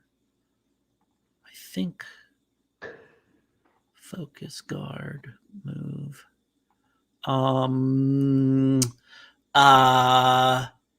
Yeah, I'm going to. Why don't I'm going to shift around and get to the right flank. That's great. Do a little moving around. Oh, except that if I stay where I'm at, that's like the Cardinal's got to be Cardinal. Do we have to be in the same area as you to get that focus? That's a good question. Ally in your or an adjacent area, so I can focus you if you are still in an adjacent area. So then I'm going to shift around to the right flank, which means I'm still adjacent to the Cardinal. That's great. Beautifully hunting this base. This is like very professional. Shifting around. Yes. I've locked on, and now I'm sidestepping around as running sideways as I hold my weapon. That's I'm doing this. The Rust Wolf is snapping angrily, sort of trying to keep you all in its vision, turning on the side slightly. Fantastic. End of the first combat round. In which case we loop back round and go to combat round 2. Rhyme or Loxley, who wants to take the lead? I will go first this time, if that's okay with you, Doctor. So yeah, I am going to from my perch up on this metal branch, I'm going to call down, nice shot, Doctor, keep at it, as I'm going to take the guard action to recover a resolve, and you can become focused, Dr. Rhyme, and then I will take another shot at the beast.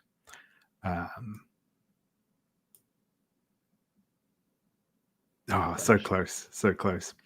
13 there. So that's ranged, obviously, so I think it's a partial.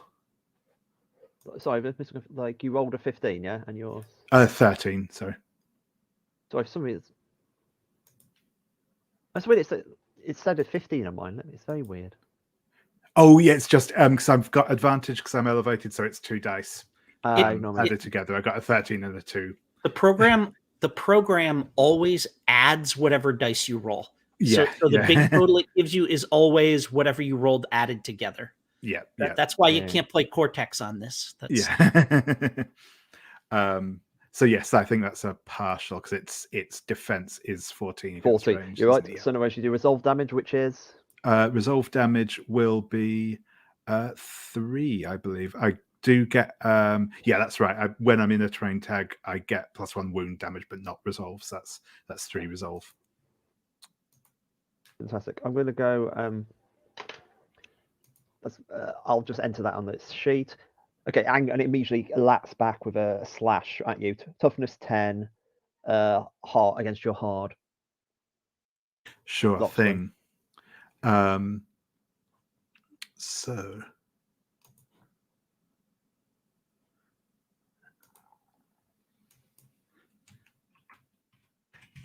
hard is 9. I think I already know how this is going to go, but let's see. That's a 4. So yeah, below my stat, but below the TN, so a partial. That's a 1 resolve damage. So it's not that sure bad. Thing. You're -3 resolve to the beast. Which I didn't enter. So 5. Cool. This resolve's getting close. Fantastic. Interrupting over to Sabine. What about Dr. Rhyme? I'm One gun. focused. You know what? If I still got my I still have my revolver, so I will shoot it. I mean, I'm focused. Shoot the beast. Kieran, did you spend a threat for it? Because it's got to spend a threat to do that. I thought I did. Maybe I didn't press enter. Let me just go back. Yeah, I spent a threat. It was a threat 2, went down to threat 1. Okay, there we go. Got it. Yeah. All right. Still retaliate, but I do resolve damage off. I think. Let me check. I think resolve damage is 2 here. Yes. So I do 2 resolve damage to it. Good. Because I hit, but not critically. Yeah. Well. Yes. So it's but the number of tabs is throwing me here. Sorry about that. Great. Yeah. Down to 3 damage. Yeah. Yeah, well, it can get definitely some back if I miss if it doesn't interrupt, if it wants to do an interrupt here. Yeah, the beast is like really kind of like furious and it's throwing knives back in your direction. So do another. That's hard. It's the same thing as last time. So it'll be a hard 10. Yeah.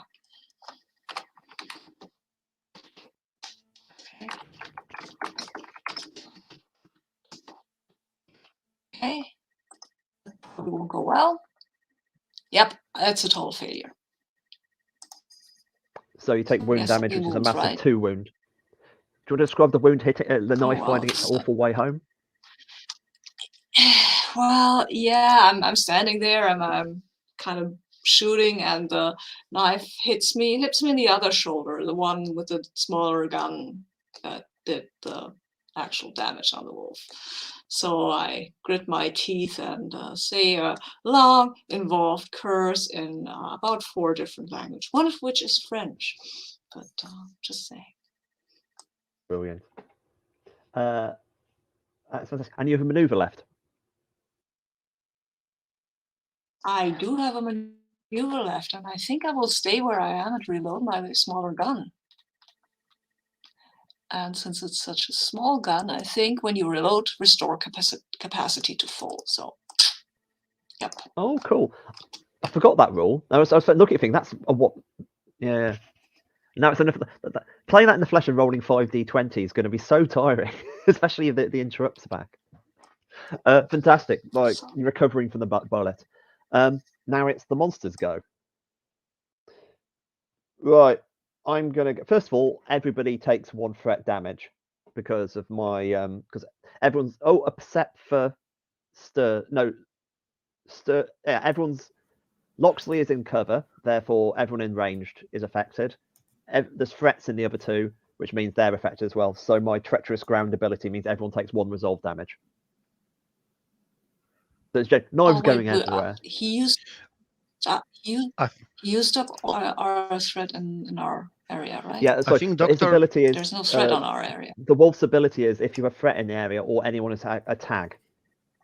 But Doctor doesn't have attack and No, is no, not but in the area.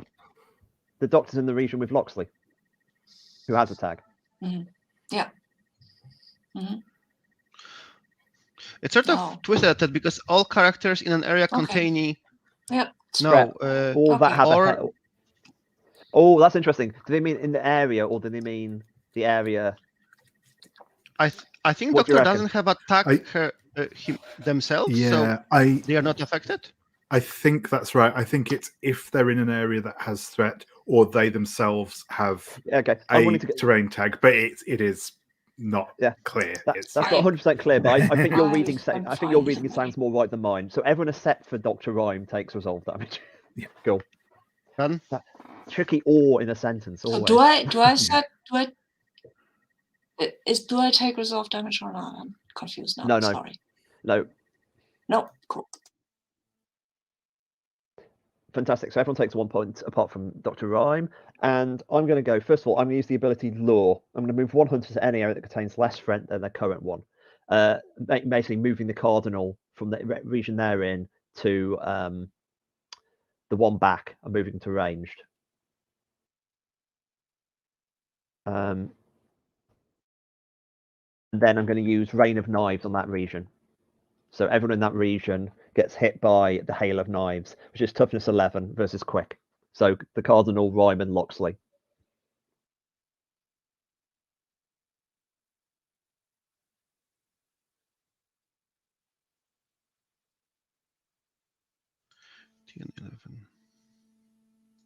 That's a 5 from me, so a partial. Cool. So you I take 2 also as have well. a partial. I Cool. also have a partial, but I'm out of resolve. That's great. That means you're broken. But like when you hit 0 resolve, all that extra resolve is wasted. So that's actually it's always better to have some resolve because it saves you a little. Does that make sense?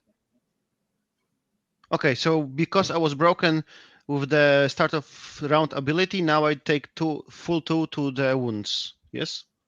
No. As in, were you broken before the attack hit? Yes, I was broken by the start of round ability. I know. In which case, now you take the amount of wounds. It doesn't give you. It does the wound damage, not the resolve damage. So Yes. Since you were broken, in this case, the wound and resolve damage from the attack are the same. So it doesn't make, but it's quite an important difference for various other people's abilities. Sorry, Sabine. What happened? I missed on everything, I guess. Okay, what happened? Loads of daggers are flying. The region you're in is basically being attacked by the Hail of Rain. So you have to roll okay. a quick difficulty 11 to avoid the blades flying your way. The Cardinal and Loxley both had partial successes. The Cardinal's has taken 2 wounds, and Loxley has taken 2 resolve. Oh well, I've rolled 1 over. So yeah, I take what? 2 wounds. If you rolled over If you rolled over quick. No knives in my body, please. Very good. Sadly, I'm we gonna can't die help this time. Yeah. I'm sure you. That's fine. That's fine. This is my last session, so if I die here, that kind of makes dramatic sense, right? Cool. Did you take 2 wounds? Have you taken that off your sheet? Yes. Cool. In which case, so there's 4 wounds have been taken. Left. Yeah. So 4 wounds have been taken. So I heal 2. So the wolf heals 2 resolve as well. Because I got the image of like just the blades flying backwards into the body and kind of like just rejuvenating it that way. So it's back up to 5 resolve. Cool. And then I put more threat down, another 4 threat. 1, 2, 3, 4. How many maneuvers does it get to do? Does it chooses 1 maneuver on its turn? Is that how that works? Okay, just 1. So I chose Lure and then Hail of Knives. And at the end of his turn, I used my threat. In which case, now up to the Cardinal and Roger.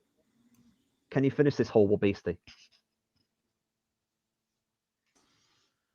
I mean, I feel like Cardinal,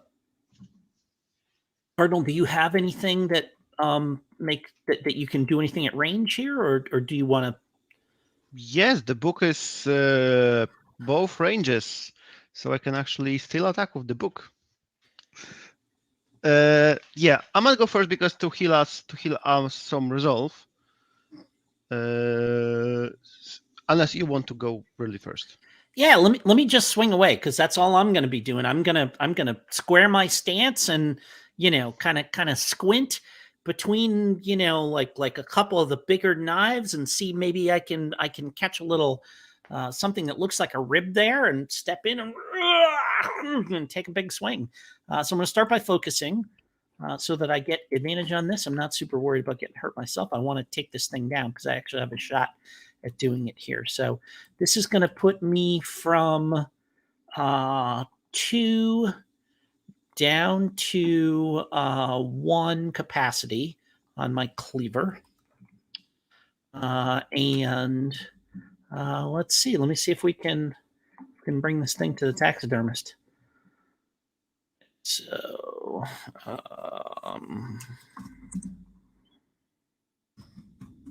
side swipe here. 15 is a crit. That is exactly my strength. It's funny, the basic joy of Fucking rolling a A. critical. You know what I mean? Yeah. Like killing monsters with a critical. I should be over that, Phil. Now, please, he dies messily. Please tell me how you take it down. Like I said, like I kind of squint and like as it's turning, I see a couple of the blades kind of do this, kind of like because they're all sort of like crossed over each other, like you said, kind of like fur or something. But there's a second where they kind of part, and I can see that kind of desiccated pulpy flesh, and I just step forward and I take a big swing, and it just kind of like collapses in on itself as I do that. And it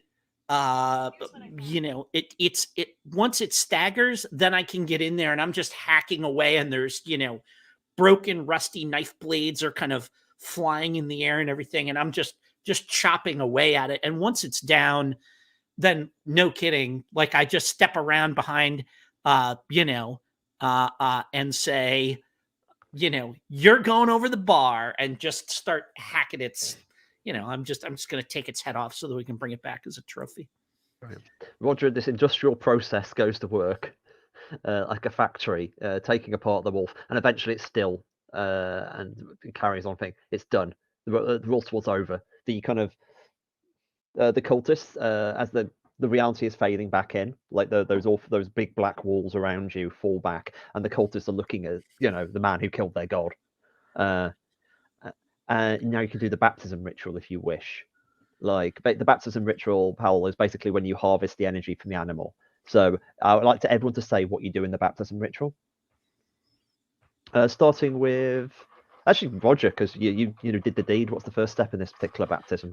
Oh, I grab the head and I kind of hold it up and I sort of wave it around to to all the pilgrims that are looking. And I say, that's right. And it's not bleeding. It's like rust is pouring out of its insides, right? And I just hold my hand under the rust and I like smear some across one cheek and smear some across the other. And they are gonna come up and like bow and kneel in front of me. And like I grin wildly and I hand it off to hand the head off to Loxley. Brilliant. Loxley, what's your part of the ritual? Yeah, so I think Loxley kind of takes this this head and sort of takes his other hand and sort of presses his fingertips down onto the sort of spikes and needles and blade points coming off of this thing, enough so that drops of his own blood kind of pool on this and start sort of dripping down the head. And I think as he kind of passes the head on to the cardinal. He's going to just reach down as well onto the to the sort of the body of the rust wolf, kind of snap off a kind of razor blade that's sticking out of it, and just kind of slip it into a pocket. Great. Excellent. I reckon the cardinal next, the man of the book. Yes, I thought that wasn't Roger passing the head to Loxley, not to me. Anyway. Oh no, I passed the head on to you after. Okay. Now I get it. Okay, yes. I think we see Cardinal just like no, take this foul thing for yourself, and Cardinal is actually interested in like taking one of those knives that the beast was shooting at us, and take that thing with us. Brilliant.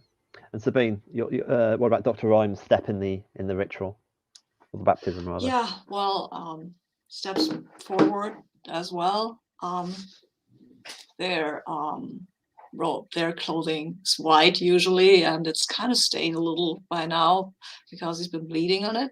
And some of his gun's barrels have a bit of blood on them, right? Because he's injured, and he takes these barrels and just stumps them into the mud, and there's this combination of rust and mud and blood, and just whirls them around and then draws them out, and they are clean, they are shining, they look like new, like they have taken on the rust and the power of this beast and have vanquished it. And I think at that point, I mean, he's still bleeding, but the clothing looks cleaner as well. So that's great. Okay, everyone at this moment now gets the chance to pick a new ability. You may note on your sheet I've coloured in everyone's abilities they already have as permanent ones. So if you tick a non-ability you don't have in one of your weapons, you get to have it for the rest of the adventure until you kill the Lord. And then basically when you kill the Lord, you get to choose which of one of your advances you make permanent. That's how the game structure works.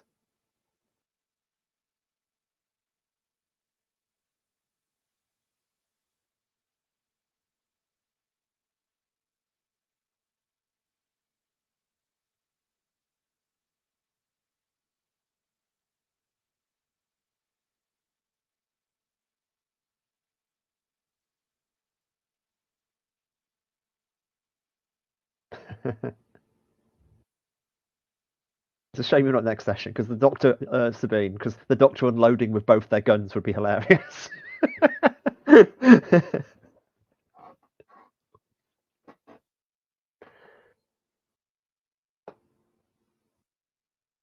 Fantastic. That's great. Everyone's calmed down. Do you want to, as a group, do you want to head back to the make a bone key and then return to your pub to recuperate and decide what you're doing, or do you want to press on? I imagine you want to go back just because it's a useful moment to sort of the end of session to sort of do the decompress moment there. But do you? I'm cool with that. Yeah. Cool. In which case, Yeah, I'll spend go. one bone. And Loxley, Loxley, you did the key last time. Rhyme, do you want to describe how you use the key to get home? As in, what do you make? What surface in the world do you use this bone key to get home through? yeah, I think we're using something from the tree, of course. Come on, there's a tree here. We can use the tree. So slip out the bone key and find a flat surface that looks a little doorway-ish, I guess. And I slide it in, and the tree starts to shake a little because it's rusty, right? But while I turn the key, then the rust kind of falls off and reveals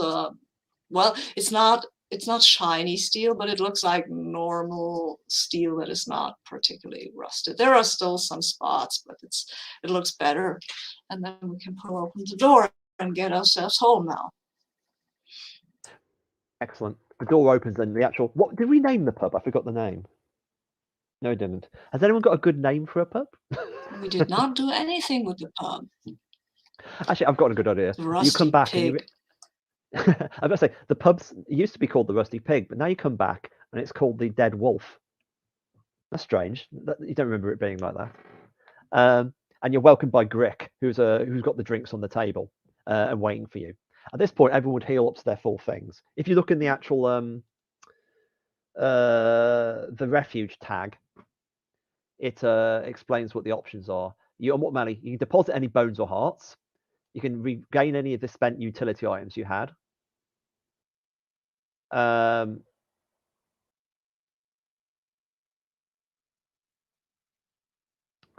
And there's a variety of other options there. Basically, you spend bone to buy various other things you may want. For example, sorry, I forgot to also mention, anything that says refuge on, it means you're allowed to pick one thing from the list. So in other words, you have one option from all of them. And where is this? It's a tag called. It's the last tag on the sheet. On the keeper, rather. Sorry.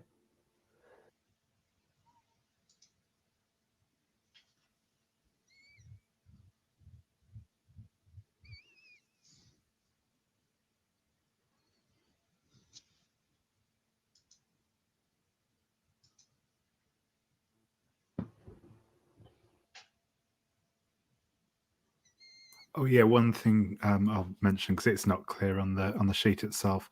On a few of them, there's like a dividing line partway down.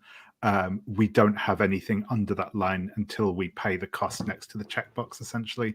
So at the minute, we'll only have access to stuff over the line, essentially. So that's for like the back room, the beds, and the forge. We don't have access to that second tier of stuff yet. Okay. I know we didn't mess around with it. From what I'm reading from the beds, it looks like I should have, like if we were going with the full rules instead of just doing the tutorial last time, I would have gained a blight of some kind, right? When we were Yeah. I think I mentioned that earlier. It's basically in the instructions they tell you not to do that in the first game. Sure. But like normally it's like I've got a list of things that can happen to you, and that stick with you until you defeat a baddie. Okay, and this is where I'm going to mention that part of playing this, like this is something that we're actually supposed to kind of play to win, is like my just sitting here whistling, twiddling my thumbs when you didn't attack me back when I got that partial success on the wolf before. Yeah. I just do. Okay, next turn, sure thing, no problem. So you're right. Partial success is the if I could attack you back, I didn't know. Maybe I was trying to. I think I was trying to save the threat. Yeah, which might have been what was going on. But, but you didn't say anything about it, so I was kind of like, okay, I'm just going to keep quiet here. I think it was. I would have to rewind time, and because I think it was deliberate, because I wanted to have that threat in that area. Sure. Because the actual totally attack makes is only. Sense to me. Yeah. The attack's only 1/1. Yeah. So it's a risk to get a wound. Yeah. Okay. Like if people could work out what they want to spend, and we sort of describe. Does everyone know what the action is going to be here? I don't think I want to make any changes. We have not talked about the refuge stuff. Yes. So basically, the refuge is you have one action here. We get the free actions, basically. Okay. Yeah. One refuge action. Okay. A lot of them are like, do you want to change your weapons around? Yeah. Probably not. It's probably law or temporary resolve, I would imagine, or lower corruption in the case of. What does the option from the forge mean? Modify a weapon you own with tier 1 parts. I think that's a reference to rules that are not yet in the playtest. Yeah. Okay. Yeah. That's the thing. That actually bone and law allows you to act. Law is occasionally used to power some very high level abilities, and bone is allowed to make you basically craft weaponry. They mention that, but don't don't actually say anything more about it apart from it's not in the playtest. So I'm surprised they left that reference in, but I think Dave is right. But yeah, I think I'm going to use the library, and I imagine this is like less a library and more, in like one corner of the pub there's a bookshelf with a few books and bits and pieces on it, all looking a bit tattered and well thumbed. But I think what Loxley is actually going to do is he kind of pulls out a sort of ordnance survey walking map type thing of the local area, and kind of starts drawing marking on points of like the hollows, and doing some like if this hollow is expanding around here, and all that sort of stuff on it. That's great. Cool. I've increased the law stat. That's great. Cool. Sabine, any particular preference? Yeah, I would hit the library as well. I'm looking for something quite different, because you mentioned that this guy on the pedestal might have been someone who has vanished from our city. So I will hit the newspapers and look at the society pages, which I usually ignore because, I mean, come on. And then I will see if I can figure out who has vanished and who might be actually the source of this hollow. That's great. You've definitely started to put together a list of names. Like you're pretty sure that one of them is on that list. Okay. So that you're definitely making progress. All right, you, Roger. Okay. So since I died, one of the things I'm curious about is you can go to the shrine to lower your corruption by 1. What does that mean? Is that so? Like, would that mean that like if I had died twice and I had a corruption roll of 2, does that lower it to 1, or what? How does corruption work, or is that advanced stuff that's not written in yet? I think you've described exactly what it is. In other words, you reduce your death count by 1. So like you would go down to 0. So then I think that's what I'm going to do. I think we see where am I here? So this is, what do they call this? They call this this is the shrine, dark stone carved into an eldritch shape. Oh, you know what? We see Roger come walking in with the head of the wolf, right? Which he lugged with him through into here. And I mean, he was a lot of bit like, and I think like he walked in with it and like held it up, and Grick just like didn't even say anything, was just like, no way are you putting that thing over my bar. Cause like if it falls, it's gonna, murder people. And so I scowl, and then I go stomping off to the shrine, and whatever like idols people have kind of put up, I find I kind of eyeball it. I take somebody's whatever like little fetish that they put on a shelf somewhere, and I kind of look at it and just toss it over my shoulder and mount the wolf head there in the shrine and kind of stare at it. I got you. I'm always gonna get you, I say. And I feel much better walking out of the shrine. Not so like a weight has been lifted off of my soul. Excellent. And weight has been lifted off the beast head as well in many ways. Cardinal, what about you? What's your action? I think I'm going to follow my teammates to the library, but the cardinal is looking for some science publication about people doing experiments with melding flesh and metal. Excellent. That kind of like, also you definitely find there's some in the real world, if things are much weird, obviously more real than the hollows, but you find some, people have been doing this. People have been trying to. It doesn't work in real world, but like maybe it works somewhere else. So it's definitely, you start to piece together this whatever psychology that went into this place, which is great. Yeah. Okay. To give the final scene, I think we got you three, the Cardinal, Roger, and Loxley are going back in there, and Dr. Rhyme isn't. Dr. Rhyme is staying here. So I'd like to describe what you like when you walk back through the door, back into the hollows. And Sabine, I want you have a final image of Dr. Rhyme in the bar, deciding what to do next and what they're thinking. Starting with, I imagine, Roger walking in first, because that's the nature of the Roger. So this is leaving the bar, walking back into the hollows. Yeah, Is yeah. what we're doing here? The splitting of the Yeah. party because the Doctor is staying behind. Yeah. We see. Yeah, I mean, I think Roger goes walking out, and he's holding his flask, and he gives a little shake, and smiles because clearly he's filled it back up. Tucks it into his shirt, kind of pats himself down, reaches in, pulls out like the most raggedy ass, fallen apart, hand rolled cigarette you've ever seen. Kind of sticks it in the corner of his mouth, flicks a little safety match, and lights it up. Takes a drag off of it. Looks at the hollows, grins, and puts it back in. And it's that kind of thing where it's like, we're looking at it from the doorway of the pub, and he's just like a dark fire plug shaped silhouette with this slight reddish glow around his head from the ember from the cigarette, and it kind of disappears into the fog. Nice.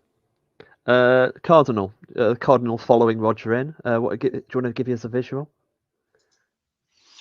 Yes, I think we see Cardinal is focused on reading his book, but it's weirdly, it doesn't look like a Bible. It's unless not the officially licensed Bible. It looks more like some verses from hell about the apocalypse and other stuff, and he's like reading it, learning the verses, how to use this power of hell against the monsters. Brilliant. Loxley taking up the rear, at the back, ready. Yeah, I think Loxley will down the rest of his pint, put the glass down the table, drop a couple of coins next to it, and sort of stand up, slinging his rifle back over his shoulder, and say, "Well, I guess it's time to find out what bastard we've got waiting for us next," and head through the door and sort of close it behind him. That's brilliant.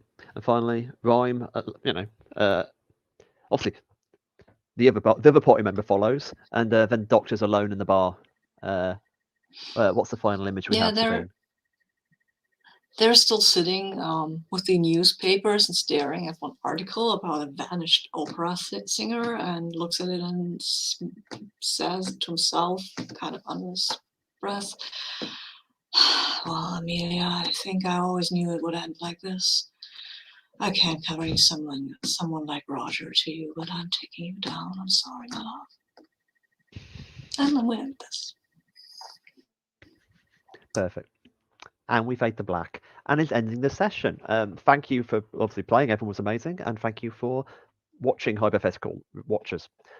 See you around next time when we will probably kill another monster or get killed by one. Bye. Right.